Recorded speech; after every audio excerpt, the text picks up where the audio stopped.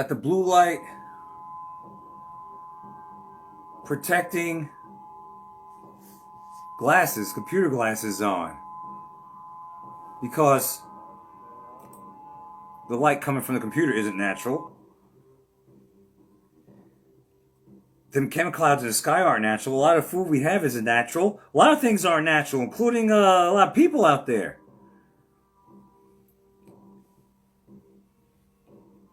There's a lot of unnatural things. Breast augmentation, booty augmentation, not natural.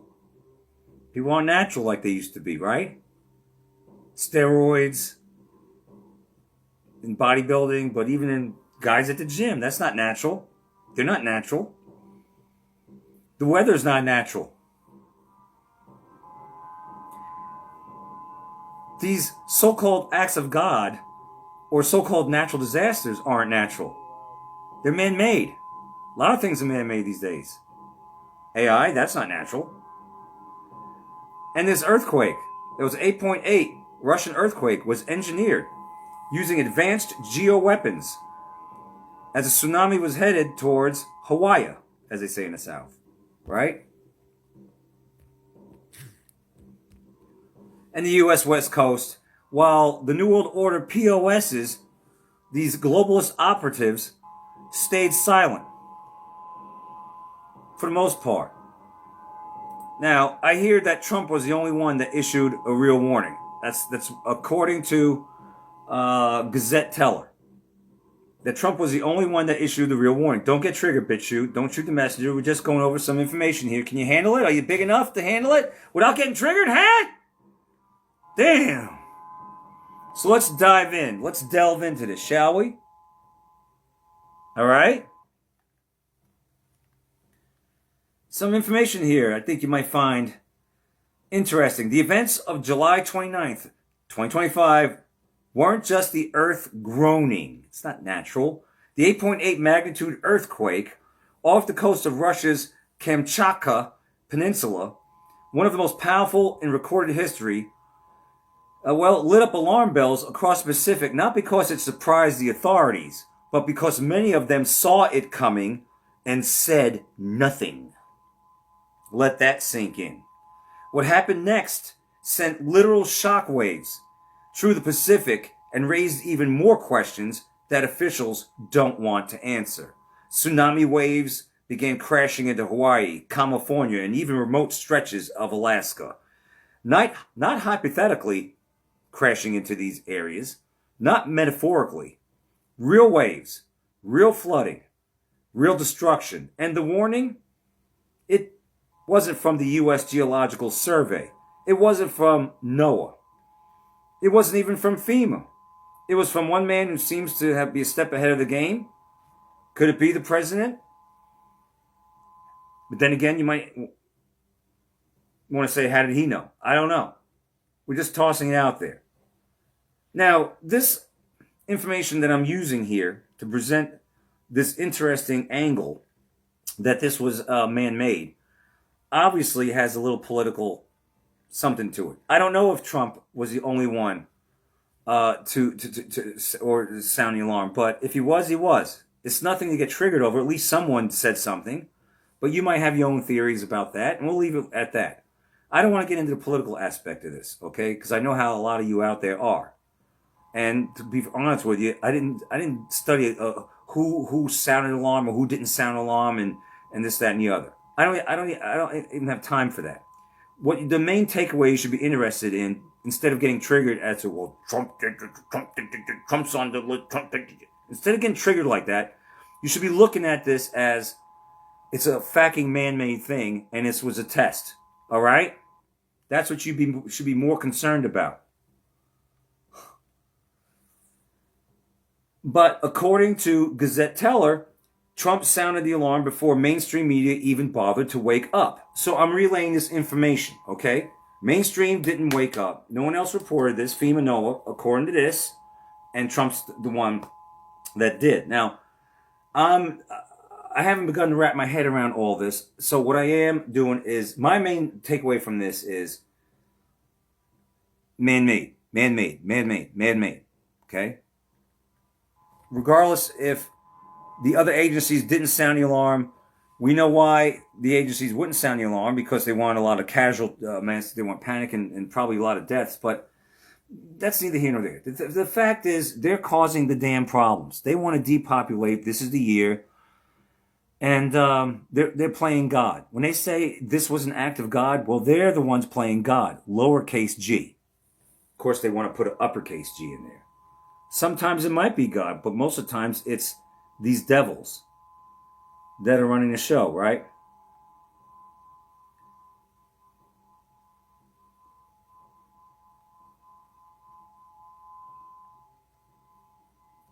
Let's break this on down. A shallow earthquake, 12 miles deep, struck just 78 miles off of Petropavlovsk, Kamchatsky, in Russia. Shallow quakes like this don't just shift the ocean floor. They launch entire walls of water across the sea like missiles. This wasn't a fluke. That Kamchatka region is a hotbed of military activity and strategic interest. And coincidentally, it's also a favorite playground for high-frequency wave experiments and classified geophysical testing. So you got the military involved. It's a hotbed of military. This area in Russia, the Kamchatka region, is a hotbed of military activity and strategic interest. It's a playground for high-frequency wave experiments and classified geophysical testing. You got a lot going on in this area called Kamchatka. And it's no stranger, this area, to tectonic activity. But a quake of this magnitude, precisely positioned to hurl waves towards the Pacific and across the Pacific towards U.S. shores, is statistically absurd. Unless you believe in precision-triggered events. In other words, this is a natural thing that could happen. Unless you believe that it is orchestrated. It is it was precisely triggered to hit these areas. It was done by people, man-made, New World Order. Just look at the timing. Look at the scale. Look at who benefits from coastal chaos and public distraction while high-level corruption scandals implode behind the scenes. While high-level corruption scandals implode behind the scenes, this. Out of nowhere, multiple aftershocks from 5.2 to 6.9. Controlled release? Controlled chaos? These weren't random. These were strategically placed tremors to keep fear in the air, to keep authorities, then quotes, distracted, and to extend emergency declarations longer. Control the emergency, control the people. Hawaii, the canary in the Pacific. Hawaii has a long, tragic relationship with tsunamis, but this time the threat came from mass evacuations.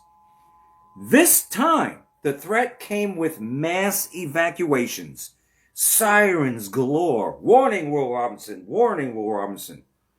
Traffic jams. And silent military positioning. So Hawaii has a long, tragic relationship with tsunamis. But this time, this one came with mass evacuations, sirens,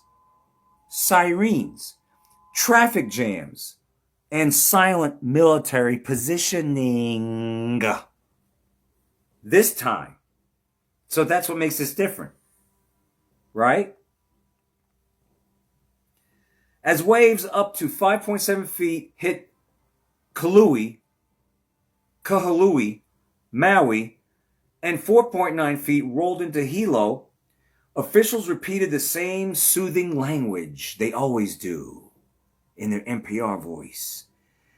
We haven't seen a wave consequence. There's no waves, nothing big deal to worry about, said Comrade Governor Josh Green. Comrade Governor, you said no waves of consequence you haven't seen? Wrong. Wrong. The consequence isn't always the wave height. It's the tidal pullback. It's the violent undercurrents. It's the mysterious silence before the surge. It's the suppressed data from dart buoys that show pressure fluctuations too rapid to be seismic alone. Why did NOAA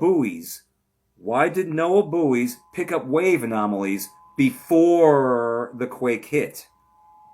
Why was evacuation advised before impact data was available? It is because they knew, and it wasn't nature. It was orchestrated. Locals in Oahu and Honolulu reported eerie calm, followed by chaotic pullbacks and strange atmospheric shifts. They weren't imagining it. You don't fake hundreds of vehicles fleeing tourist zones in a panic. You don't fabricate lines of gas stations and sirens echoing into the night. And yet, still, some Hawaiians, after years of false alarms like the infamous 2018 ballistic missile scare, were left desensitized. That's the point. Desensitization of the public so the next real threat slips through unnoticed. Keep them numb to all this.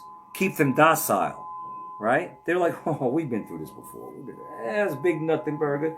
It's been pretty much big nothing burger. And then they get hit with the big one and they get caught with their pants down, pretty much swept away by all this undercurrent and tidal wave stuff instead of taking the higher ground or something like that. These people in Hawaii,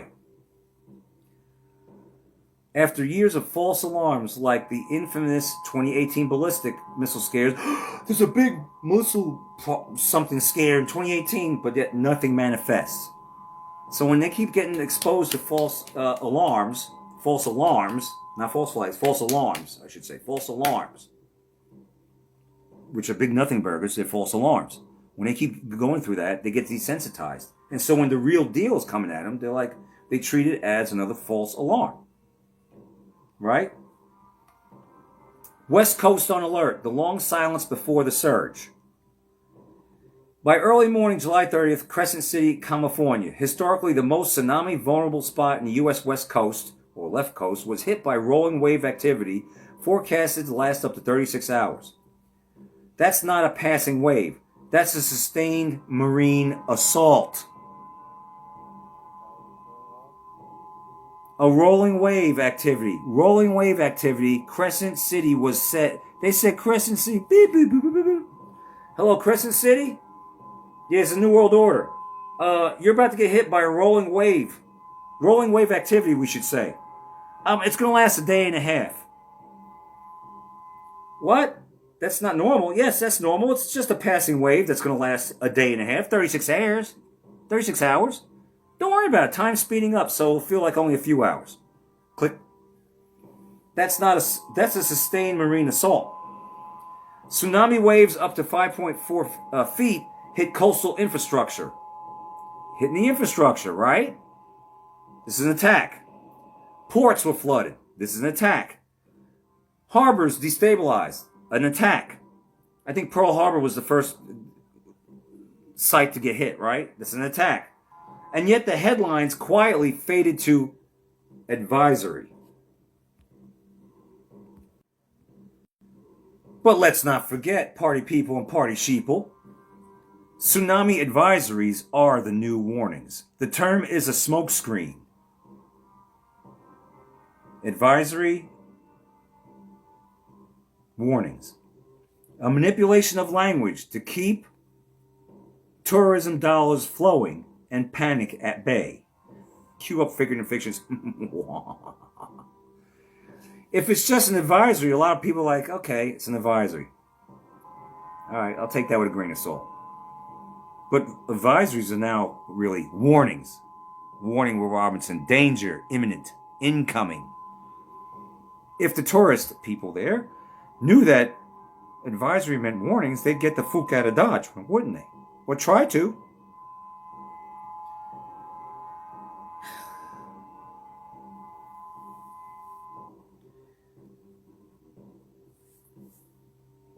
Emergency meetings, private briefings, and even whispers of military staging in San Diego and Los Angeles followed.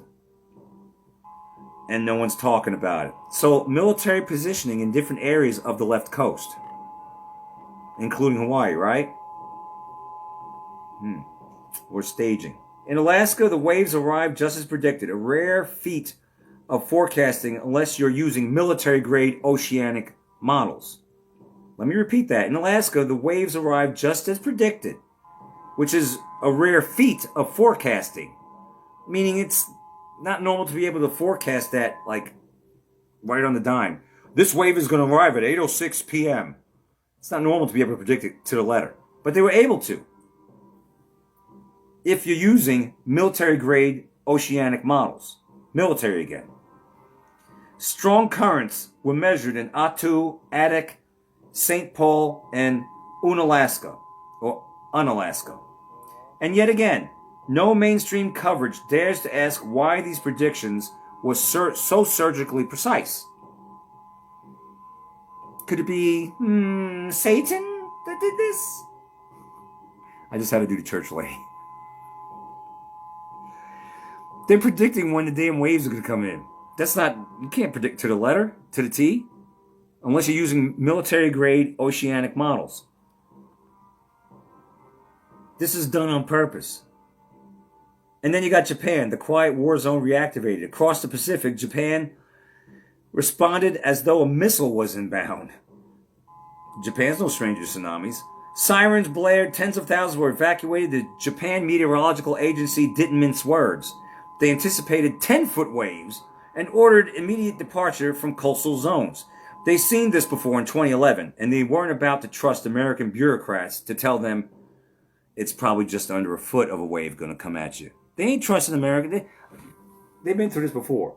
They're not going to wait for America to say, Japan, hello, Japan, yeah, just under a foot, no worries. They weren't waiting for that. They're like, we've been through this shit before. We're not waiting for you to say this is going to be a big nothing burger. We know better than that now. Fool me once, shame on you. Fool me twice, shame on me, Japan was saying. So they were not going to listen to America's nonsense of saying, don't worry, a wave coming at you under a foot. They knew better. Okay? And they should.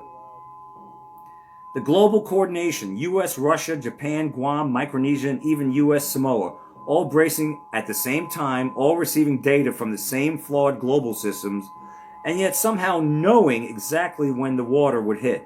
This isn't a response to nature. This is a script. The global warning was real, but who controls the buoys? DART buoys, capital D-A-R-T. The Deep Oceanic Assessment and Reporting of Tsunamis system are the backbone of tsunami forecasting. But here's the kicker. The lab maintaining them is under threat of closure, conveniently right when we needed real-time data the most. Why? Why eliminate the one public-facing layer of tsunami intelligence? Why eliminate the one public-facing layer of tsunami intelligence? Unless someone doesn't want us knowing when the next wave is real, or worse, when the wave is launched rather than triggered. So it sounds like they're trying to get rid of this DART organization or system.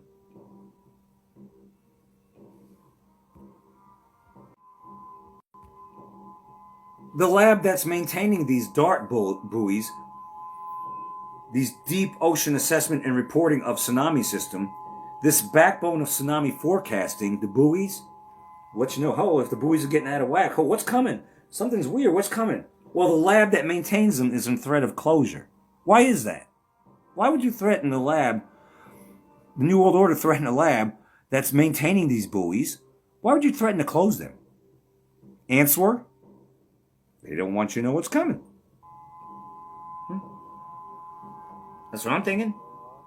Why eliminate this only public-facing layer of tsunami intelligence unless someone doesn't want us to know when the next wave is coming, when it's going to be launched, when it's going to be triggered? And guess what else? The Public Marine Environmental Laboratory behind these buoys sits in Washington. a hotbed of defense contractors, AI oceanic modeling, and military ocean testing. They're building a third generation of buoys that don't just detect, they can predict. Or maybe more, maybe influence. Can you imagine this? Can you imagine that they're working...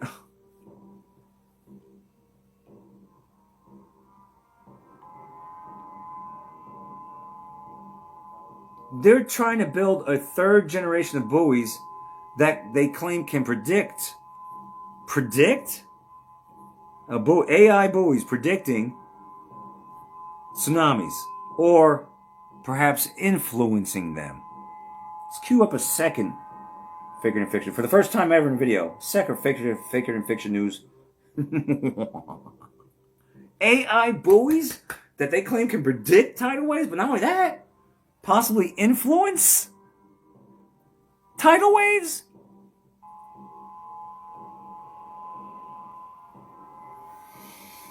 This was no accident. This was a test. The entire sequence, from the quake to the sirens, the evacuations to the media blackout, was a live exercise hidden under the guise of natural disaster. It was a stress test of public obedience, emergency response time, and infrastructure compliance.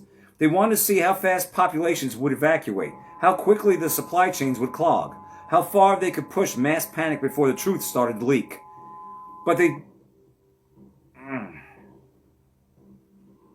didn't count on social media lighting up with real-time footage of receding oceans, rogue waves slamming coasts, and panicked families fleeing in terror.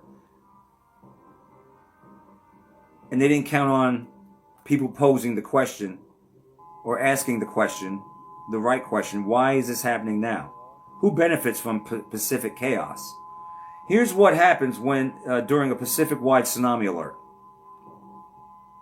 Number 1, military radar is diverted to monitor ocean disturbances. Number 2, coastal states shift resources from border control to FEMA prep. FEMA stepping in those, eh? FEMA, eh? In the camps too, eh? Global attention gets pulled from geopolitical scandal to weather events. What's going on now in the news cycle? That's all I hear is Epstein. Well, I see a lot of Hogan stuff, but Epstein, right? Global attention now shifts from geopolitical scandal, and probably other shit going on between countries and stuff like that, you know what I mean, to weather events. Namely this one. Emergency powers get invoked. Emergency powers get invoked, and with them, executive control over local authorities, logistics, and movement. In the middle of political instability, public budget cuts to tsunami surveillance, and global unrest, the quake hit like clockwork, right when it could maximize destruction, or distraction, I should say, and minimize accountability. But the truth is out. Final word, they can shake the ground, but we're still standing. This wasn't random, this was engineered chaos. And anyone still pretending it's all natural is either blind or complicit. The agencies should be protecting us. The agencies that should be protecting us are silencing the data. They're obscuring their alerts and hiding behind softened terminology like calling warnings advisory. Or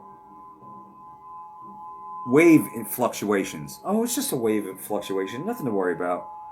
But there's still patriots out there seeking the truth and speaking truth. So this is all orchestrated. This is a test. This is only a test. But a real deal. I mean, predictive programming, right? All these tsunami movies and stuff like that. The Rock with San Andreas, and what was there was one with a big tidal wave. I think it was a movie with The Rock. And this tidal wave, and I know that Franny, you were talking about it's not always about the height, it's about the amplitude. I get it. But we've been so, programmed into seeing 100-foot tidal waves coming, hitting the coast and causing destruction, massive, like for hundreds of miles and all that, in the movies, right? So that's the way I think when I think of tidal waves. But I get it. It could be 2 feet, it could be 5 feet, and the amplitude. We got it. We got the memo. Don't be a troll out there. Just know that it's them. It's not us. It's not us causing this. It's not us causing global or climate change. It's them. It's always them. It's them. Just like Martin Short said. Is it me or is it them? It's them, right? Yeah, it's them. Not only that, we're going to address common denominators and their antics. That's coming up. I got to compile some videos and rip them a new one because that's what a lot of people are doing now. They're sick and tired of it. The fatiguers are just wearing out their welcome. Well, I got a little story to tell, so to speak, or information to share about someone I was talking to who is, well, of that melanin, and he's sick of it too, and he sees it for what it is. So that's what I got for you. Over and out.